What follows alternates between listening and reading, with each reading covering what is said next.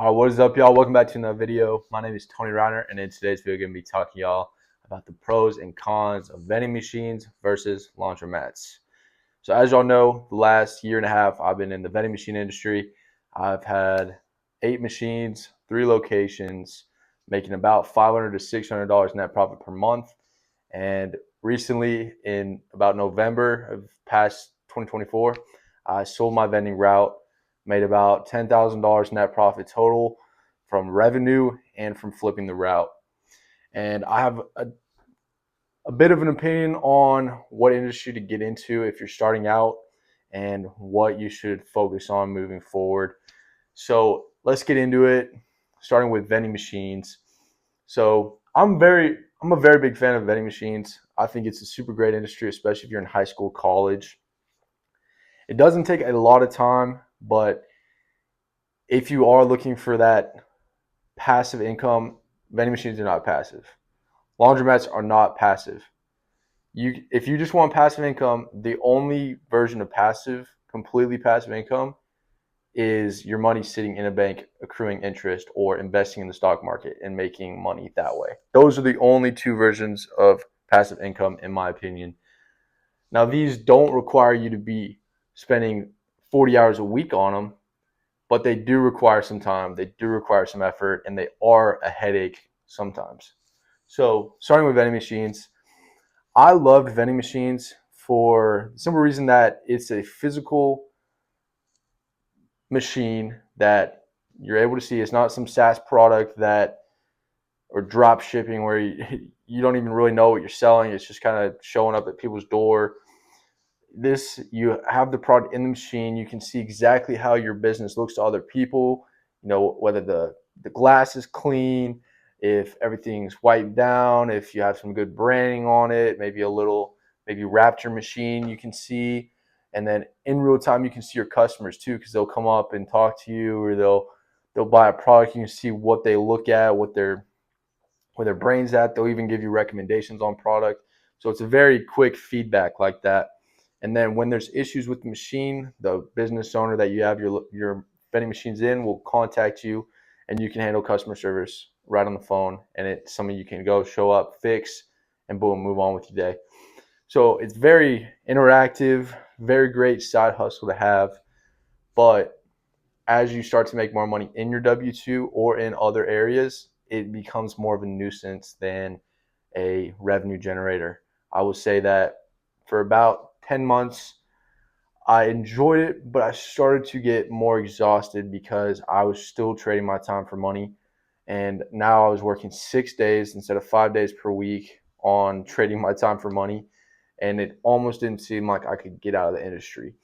Now, you can't hire somebody to run the route for you, but it's tough when you have a small scale of locations.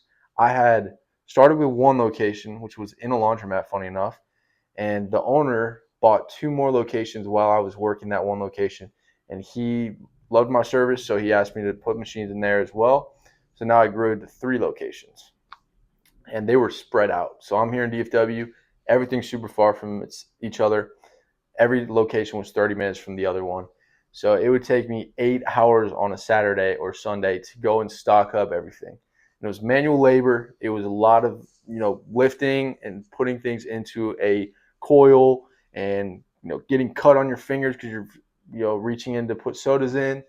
And for me, I have a bad back.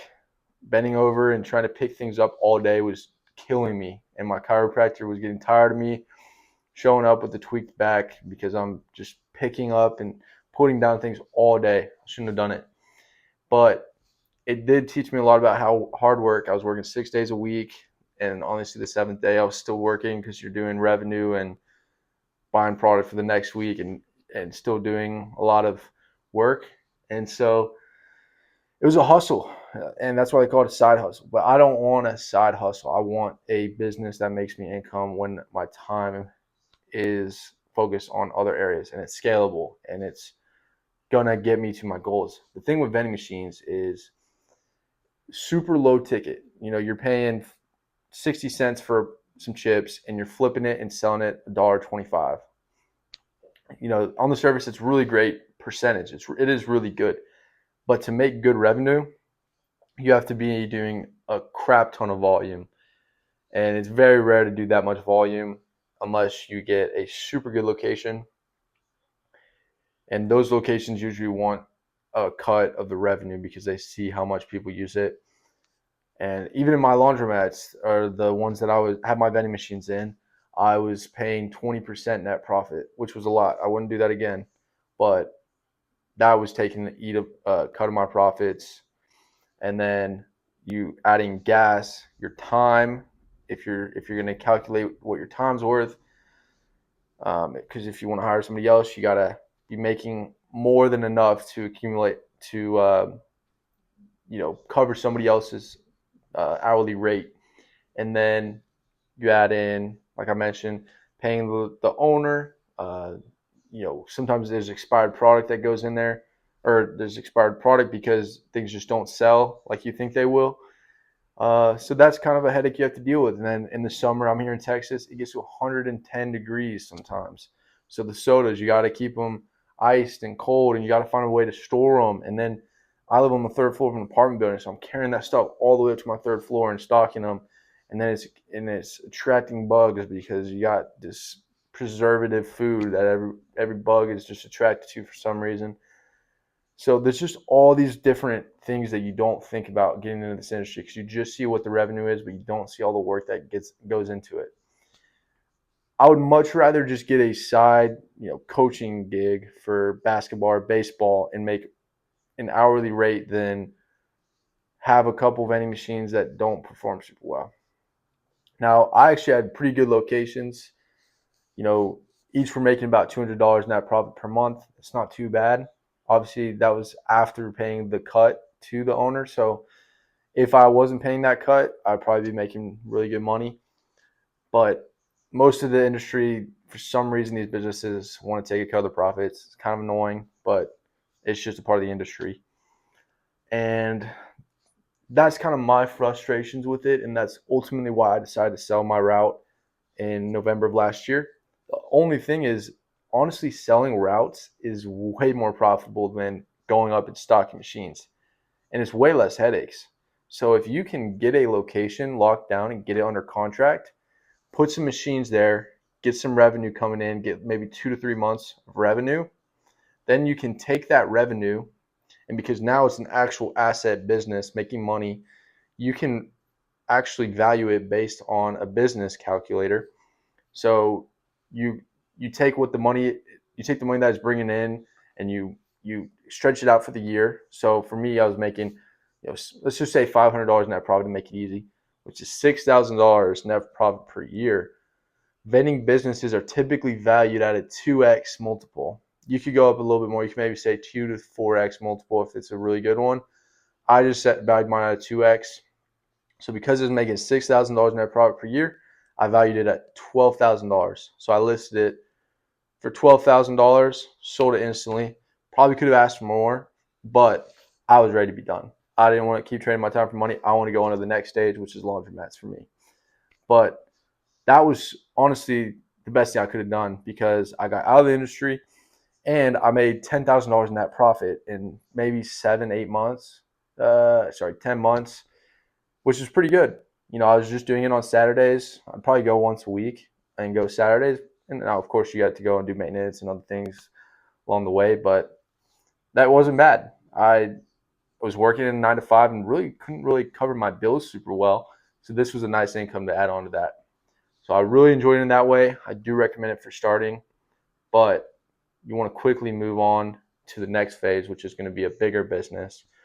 And again, laundromats are not going to be the end goal, but it is going to get you to financial freedom quicker. I started to realize that vending machines were going to take me a really long time to get to my goal, which is $10,000 per month of passive income, essentially. Passive income. I just didn't want to have all my income be relied on my W-2. And I was making about $600 net profit per month. Think about, I already had 3 locations, and they were doing pretty well. To get to $10,000, let's just say I was making $500 net profit per month. I'd have to have 20 locations to get to $10,000 per month. 20 locations. That's a lot of driving. That's a lot of route running. You know, machine breakdowns, going to Sam's Club, getting frustrated because the product that I want's not there, gas in my truck, wear on my truck, and you still are doing it all yourself. You don't even have an employee, so you're just. And if you do get an employee, it's a little sketchy because when they're going to stock at the machines, you open it up. Oh, there's a bunch of cash just sitting in the machines. So you have to have a lot of trust in your employees to not take some money out because you wouldn't even notice, really. Unless you have credit card readers and you're just diligent about looking at all the numbers, they can sneak a couple, go buy some food or whatever with it, and you would have no idea. Or they take some product out. You have no clue that they're doing it. And maybe you should just trust them, and if you find a good person, it doesn't really matter. But I'm just saying those are some risks that you come across. Now versus Laundromat, which is going to have higher cash flow. It's a standalone business where you have 30 to 70. I mean, that might be a really high number of washing machines and dryers in the laundromat, but you can have them as big as you want. It's your own business, like I mentioned. You can have multiple revenue streams like vending machines. You can have ATMs. You can have games in there. And you can have wash and dry services. You can have pickup and delivery services. You can partner with hotels and other commercial businesses in the area. And then you have recurring customers because if you provide good service, they're going to come back again and again. And not only do you have that, but you don't have to necessarily be the owner operator. You can hire employees to attend the laundromat for you, to do the wash dry food, to do the vending machines, and you just show up once a week or every couple weeks, do the numbers unless you want to hire out a CPA or an accountant. And yeah, you're pretty golden there. Now, again, it's not going to be a crazy scalable business unless you do like a franchise or something like that and you want to just sell your system to multiple people. But it's going to get you out of the rat race. So to get to 10K per month for financial freedom, vending machines, 20 locations. Laundromats, two. And you might even be able to do it with one if you work super hard. But 2 laundromats, and if you do it right and you buy directly from an owner, you can get seller finance. So for me, I'm targeting paying maybe 10K down if I can. Really tough to find, I will say. But 10K down for each one. So if I put $20,000 of my own money down, I can potentially get to 10K a month. Now, obviously, there's a lot more to it. You got to invest in systems, invest in people, invest in scalability by, repeating processes and learning and failing, having good vendor relationships. And you got to put in a lot of groundwork to yourself to get to that stage. But I'd much rather invest in 2 locations than go to 20 different vending locations where you have a risk of them kicking you out of the location because maybe their business goes out of business and they have to close down the spot, or they want to take that revenue and they don't want to have somebody else service it when they can hire somebody else and keep all the money for themselves. And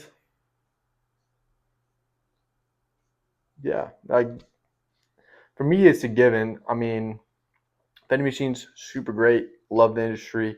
I think you can make good revenue. I just think you gotta really go after it, and I think people get burnt out on it pretty quickly. I know I did, and so I'm moving up to the next stage of laundromats. And the goal for me, guys, is to get financially free. So this will be the way to get to financial freedom as fast as possible. And once I'm out of the rat race, don't have to do W-2. It's not like I'm just going to be chilling on the beach, not doing anything. I'm going to take that time and invest in other areas that are going to help grow my business even more. Making more content here, or starting a software company, something that's more scalable, or buying one because you can buy those too. Investing in myself some more, taking more classes, just getting better in other areas of my life that will ultimately help me build my empire and where I want to go, because this is not the end goal, guys. Laundromat's not the end goal. It's just the start. and I think it's a good thing to have in your portfolio. And yeah, that's really my opinion on it. Really like both industries. I think they're both awesome, and they help you see the value of money because you're dealing with cold hard cash, which is awesome.